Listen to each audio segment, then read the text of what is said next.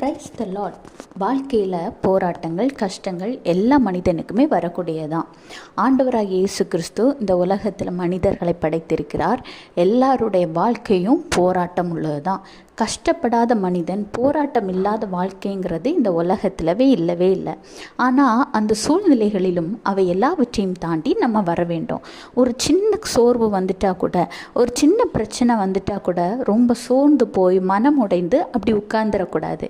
ஏன்னா ஒரு சின்ன சோர்வுக்கு நீங்கள் உட்கார்ந்துட்டீங்கன்னா அதை தொடர்ந்து கண்டினியூவாக அடுத்தடுத்த பிரச்சனைகள் உங்களை வந்தடைந்து கொண்டே இருக்கும்.